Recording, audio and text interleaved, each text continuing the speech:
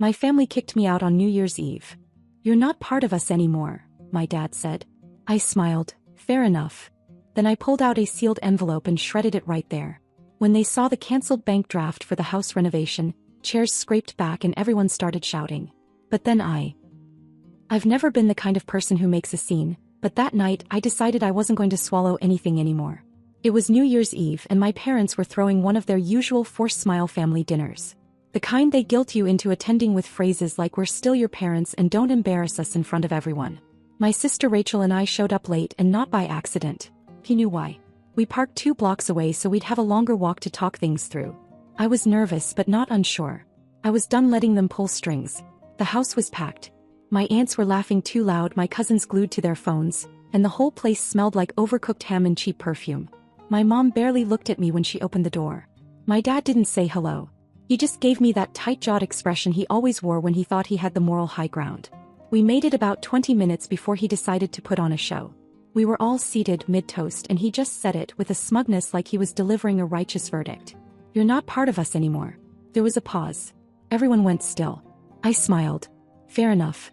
I pulled out the envelope I'd kept in my coat pocket all evening. Thick paper. Official looking. And slowly, right in front of them, I tore it to pieces. No warning. No explanation. Just slow, deliberate shredding. I let the pieces flutter to the floor like snow. Silence dropped hard. That envelope held a certified bank draft for $6,000. The exact amount they'd asked me for a few weeks ago. Supposedly for finishing their kitchen renovation. Their dream space, as they called it. I had agreed reluctantly. I'd even gone to the bank the same day and arranged everything. I was going to mail it, but something told me to wait. A day later, Rachel showed me the texts. Screenshots. Dozens of them. My mom joking with my aunt about how I'd always cave, how I owed them, how they knew just what to say to get what they wanted. My dad saying I'd never stand up to them because I was still trying to earn their love. They'd mocked me. Planned it. So I went to the bank and canceled the draft. I kept the cancellation receipt. I had it printed and sealed in that envelope. It was for them. Not to explain, just to show. That's when the yelling started. My mom jumped up first, demanding to know what I'd done. My dad was already blaming Rachel, saying she turned me against them. My uncle started lecturing us about respect. One cousin tried to pull me aside to calm me down like I was the problem. I didn't say much. This is only the beginning. And I meant every word. Rachel and I left. No goodbyes. No fake hugs. Just the two of us stepping out into the freezing night while people inside scrambled to figure out what the hell just happened. What they didn't know, yet, was that for the past year I'd been secretly paying off part of a loan they couldn't handle. Their names were on it, but the monthly payments came from me. Quietly. Stupidly. Because I thought maybe they'd eventually see me as something more than a source of money. That ended the moment I tore that envelope. They'd find out soon, probably from their bank. And when they did, they'd be on their own. No more silent lifelines. No more pretending to be the good daughter just to keep the peace. Let them figure out what pride tastes like when the bills start stacking up. And the funny part? That beautiful kitchen they wanted so badly. The one they thought would finally impress the neighbors and make them feel like royalty? It was now just an empty promise wrapped in debt. By January 3rd, the silence started to crack. It began with a text from my mom. Just a simple line. Hey honey, hope you're okay. Call when you can. I didn't answer. Neither did Rachel. They waited 2 days, then sent another one, this time from my dad. Not sure what's going on with the bank, but something's off with the loan. That one made me smile. So they finally saw it. I had pulled my payments the morning of January 1st, after checking one last time that the account had my name nowhere permanent. The moment I knew they'd be fully liable, I pulled the plug. No more silent deposits. No more emergency money transfers. No more acting like it was just a temporary thing. They thought the loan would quietly handle itself. It always had. That first missed payment triggered an automatic notice. They owed more than they could cover, especially with how much they'd funneled into half-finishing the kitchen. I knew their financial reality better than they did. They were stretched thin, pretending to live a life they couldn't afford, and I had been their cushion. Not anymore. That's when the calls started. I got 2 voicemails that first week. The first was calm, pretending it was all a misunderstanding. The second was not. My dad's voice was sharp, scattered. He blamed me. Accused me of doing this out of spite. I saved it. I saved everything in case I ever needed proof of how quickly they could flip the story. And just like I expected, they started turning the story around for others. By January 7th, Rachel got a call from Aunt Marianne. Your mom says you and Jade have gone cold. That she doesn't know why. He's worried sick. Rachel didn't bother explaining. She just told her to give it time. Aunt Marianne wasn't stupid. She'd loaned our parents money 2 years ago and never saw a dime back. They'd promised to repay her after the tax refund. The refund came. The repayment didn't. Then came the louder moves. Our cousin Julie worked at a bank downtown and told us she saw our dad come in looking frantic, trying to negotiate some kind of emergency extension. She didn't talk to him directly, but she heard enough. He said he'd been sabotaged. Rachel and I just waited. No responses. No explanations. We wanted to see how far they'd go. And then it crossed the line. Rachel's boss pulled her into a private meeting on a Thursday morning and asked if everything was okay at home. He looked uncomfortable. He told her someone had emailed the company claiming to be a concerned parent, warning that Rachel was unstable, easily manipulated, and might be a risk at work. The email included just enough detail to seem legitimate. Old addresses, her middle name, even a past school. She forwarded me the email. It came from one of our dad's old Gmail accounts. Still active. Still used. Still signed off with his name by accident at the bottom of the thread. That's when the anger shifted into something else. Something clearer. This wasn't just about money anymore. They were trying to damage us. Punish us. Destroy reputations if it meant pulling us back in. They tried to paint us as villains. And when that didn't work, they aimed lower. I scheduled a legal consult the next day. Not to sue. Not yet. But to understand what counted as harassment. To make sure if they pushed harder, I could push back harder. And while I was sitting across from the lawyer reviewing records and emails, I asked something I hadn't planned to. I asked if there was a way to reclaim a personal loan I'd given them almost 2 years ago. $3,000, undocumented but sent through traceable transfers. Meant for a short-term fix, that turned into a black hole. I never mentioned it after, but now, I wanted it back. My lawyer said if I gave them a written warning and they ignored it, we could proceed. That night I typed it all up. No threats. No drama. Just facts, dates, and an amount. I sent it in a tracked envelope addressed to them both. And then I sat back and waited. They thought the cancelled draft was the end of the storm. They had no idea. The envelope landed on their doorstep January 14th. I tracked it down to the minute. Signed by my dad. I imagined him opening it in the hallway, flipping through the typed letter, then seeing his own name and the amount he thought I'd forgotten. $3,000. It was all laid out clearly. The dates. The transfer receipts. The intent. A formal warning that I expected repayment within 14 days or I'd pursue legal action. 3 days of silence. Then the noise started again, just not from them. It was Uncle Louis who called first. Out of nowhere. I hadn't spoken to him in almost a year, but his name flashed on my screen like he'd been waiting for the right moment to jump in. I picked up. He shook the whole tree, Jade. Your dad's losing it. I didn't say anything. I just let him talk. Apparently my father had been calling around in full panic mode trying to borrow money. He told Louis it was an urgent situation and danced around the real reason like always. But Louis isn't an idiot. He said my dad asked for $3,000. Same exact number. He didn't lend it. Instead he told me something I didn't know. They once borrowed from my aunt, his wife, for what was supposed to be a short-term fix. A couple grand. Promised to pay her back after a job bonus came through. The bonus came. The debt stayed. Louis said it took nearly a year and multiple family arguments to get the money back, and even then it came in scraps, in excuses. They've done this to all of us. For years. He just finally cut the cord. It hit me then. I'd spent most of my adult life thinking I was the only one they leaned on. But the truth was they'd built a whole ecosystem of quiet manipulation, bouncing from one family member to another, promising returns and never delivering. I wasn't special. I was just next. That same night, Rachel texted me a screenshot. Our mom had messaged her a guilt-soaked paragraph. You girls have no idea what you've done. Your father is sick over this. You're making things worse for everyone. If this is how you want to treat family, then go ahead, destroy everything. No acknowledgement of what they owed. No admission. Just the usual flip. They were the victims, we were the villains. We still didn't reply. Then on January 18th, a plain envelope showed up at my apartment. No return address. Inside, a check for exactly $3,000. Signed by my dad. No note. No apology. Just the money. Like it would fix anything. It would have ended there, except it didn't. That same weekend, Grandma Ruth called. My dad's mother. She almost never gets involved in anything. She's quiet, polite, old school. She didn't even take sides when my parents skipped my college graduation to go on vacation. But this time was different. She asked me to meet her at a diner near her house. She didn't start with small talk. She just looked me straight in the eye. Your father told me what happened. I told him he should be ashamed. I didn't expect that. Then she pulled out her own envelope. Inside were photocopies of old receipts and handwritten notes. IOUs. Some dated back more than 25 years. Small loans, large ones, all with promises my parents never kept. She'd saved everything, tucked them away in a drawer like she was waiting for the day someone else would finally say enough. I admired your silence for years, she said.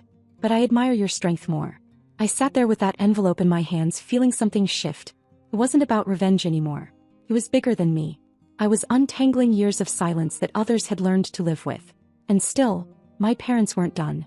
Because the next morning I got a call from someone I never thought would get involved. My dad's brother Alan from Chicago. We barely talk. But he left me a voicemail. Just got off the phone with your dad. He's saying a lot of things. But I'd rather hear your side first. They were spreading it now. Building a whole narrative. Pulling in people from outside the fallout zone. Trying to rewrite history before the dust even settled. But I wasn't the same Jade they knew last year. I didn't just have my side of the story. I had documents, receipts, screenshots, and people on my side now. This time they wouldn't get away with anything. By the time Uncle Alan called me, I already knew what was happening. My parents had gone full scorched earth. They weren't just trying to paint me as ungrateful. They were rewriting the whole story, reaching out to relatives we hadn't spoken to in years, carefully curating a version of events where Rachel and I had launched an unprovoked attack on them out of nowhere. But here's the twist they didn't expect. No one really bought it. Not anymore. I didn't even need to defend myself to Uncle Alan. He barely let me speak before he said, I believe you. They pulled this on me once too back in '09. It was small, but I remember. That was the third person in 2 weeks to confess they'd been burned by my parents. Quietly, without ever telling anyone. It was like a string of falling dominoes. Once I knocked over the first one, everyone else realized they'd been standing too long pretending nothing was wrong. And then something truly unexpected happened. My parents tried to throw a family gathering. I'm not kidding. Out of nowhere, an invitation email went out. A casual get-together at their house the following weekend. They framed it as a chance to reconnect, to talk things out, to move forward as a united family. A few of our more diplomatic relatives responded, saying they'd stop by. Most ignored it. But Rachel and I, we knew what it really was. Damage control. They wanted to get everyone under one roof before the story spiraled beyond their reach. I didn't plan to go. But Rachel had a better idea. Let's send someone else. She reached out to Aunt Helena, the quiet one, never involved in drama but always paying attention. We asked her to go not as a spy but as an observer. He agreed, half curious, half concerned. She said she'd just listen, nothing more. The gathering took place on a cold Saturday afternoon. Less than half the family showed up. According to Helena, the kitchen was still unfinished. Drywall exposed, tools scattered. The check I got had clearly drained them. My dad was red-faced and pacing. My mom looked exhausted. Then they started talking. They spun a beautiful story. Said I'd blindsided them. That I'd always been bitter. That I'd demanded money out of nowhere and threatened them when they refused. They said Rachel was easily influenced and caught in the crossfire. They even hinted that I was possibly unstable, that I'd been going through something, and they were trying to protect me. And that's when Helena stood up. Not loudly. Not dramatically. Just calm, honest. She asked one question. If Jade was so unstable, why'd you trust her with your finances for a year and a half? Silence. Then she dropped the next part. She told everyone she'd seen the proof. That I hadn't threatened anyone. That what I'd done was put an end to a pattern. And that if anything, I should have done it sooner. Some of the guests left early after that. Others stayed, but it wasn't to support my parents. Helena called us that night to tell us what happened. He sounded shaken. Not because of any confrontation, there hadn't been one. But because, as she put it, your parents didn't even try to deny it. They just looked cornered. The fallout came fast. A few relatives who had been defending them quietly started backing off. Group chats went quiet. Suddenly, my parents weren't the victims anymore. They were the ones people started warning each other about. Then, the final crack in their perfect mask. Rachel got a message from a family friend, someone close to our mom. It was a screenshot of a Facebook post. My mom had written this long, self-pitying update about losing a daughter to lies, and how pride and money ruin blood. She turned the comments off. She never mentioned my name. But everyone knew. It backfired instantly. One of the top comments was from someone I hadn't seen in years. An old family friend who used to babysit me when I was little. Sometimes it's not the kids that change. Sometimes it's the parents that never did. That post got screenshotted and passed around more times than I can count. People stopped texting me to ask what happened. They already knew. Or they'd seen enough to stop asking. What my parents didn't realize was that in trying to make me the villain, they finally exposed themselves. And at that point even I didn't have to say anything anymore. After the Facebook post imploded, things went quiet. Too quiet. For 2 full weeks my parents disappeared from every group chat. No calls. No emails. No new messages to Rachel or me. It felt like the silence before something big. Like they were regrouping, waiting for the dust to settle so they could try a new angle. I wasn't planning to move forward legally. I had my money back. I had the truth out there. I had no desire to drag this through court, unless they pushed again. But then just when I thought the mess might settle on its own, something came in the mail. A letter. Handwritten. Shaky script. No return address, but I recognized the penmanship immediately. It was from my mom. She didn't apologize. She didn't even acknowledge what they'd done. Instead she wrote about how the family was crumbling, how everyone was turning on them, and how they hoped I was proud of myself. She ended it with a weirdly cryptic line. "You win. We'll figure things out on our own now." It should have felt like closure. But it didn't. Because 5 days later, Rachel got a notification from her old PayPal account. One she hadn't used in years. A transaction request from my dad. For $3,000. We couldn't believe it. After everything, after repaying me, after lying to everyone, after pretending like I'd robbed them, they were now asking Rachel for the exact same amount they owed me. Like nothing had happened. That was it. That was the moment I knew they'd never change. Not unless someone made them. They weren't sorry. They were broke, embarrassed, and still trying to pull the same levers. I made the call that afternoon. My lawyer had already drawn up the documents weeks ago. A formal complaint for harassment and financial misconduct. I hadn't filed them yet. But now I gave him the green light. This wasn't about the money anymore. This was about consequences. But here's where it turned again. While we were preparing everything, someone else made a move we didn't expect. Rachel's boyfriend Drew, who'd mostly stayed out of it all, told us he'd gotten a message from a mutual friend of my parents. Not a relative, someone they used to go to church with. She said my parents had been quietly asking around for money again, only this time they were using Rachel's name. Telling people she was struggling. That they needed help getting her back on track. One of the people they approached was an old family acquaintance, who happened to now work in financial fraud prevention for a local credit union. She flagged it. That's how my parents landed on an internal review list for suspicious behavior. Apparently they'd opened a new line of credit recently under a joint intention, and the story they gave the bank raised red flags. Rachel got a call from the credit union 2 days later. They asked her to confirm whether she'd been part of a recent credit application with her parents. She hadn't. That was fraud. And now it wasn't just our lawyer involved. It was theirs. Everything unraveled fast after that. The financial review opened more questions. Someone, we still don't know who, submitted a formal complaint about their borrowing practices to a local agency that monitors predatory financial behavior within families. It's not criminal, but it is enough to get flagged for audits. I stayed out of that part. I didn't need to add fuel. I just watched it burn from a distance. And then without warning it happened. My parents sent me a second check. $3,000 again. No note. Nothing. It made no sense at first, until I realized what it was. They were trying to repay Rachel through me. As if that would cancel everything. As if we'd call off the legal steps if they threw money at the problem again. But we didn't cash it. Instead we had it formally returned through our attorney, along with a letter that spelled it out in black and white. Do not contact us again. Do not use our names to borrow, negotiate, or manipulate. Do not involve us in your finances. This is your final warning. We haven't heard from them since. But the thing is, they lost more than our help.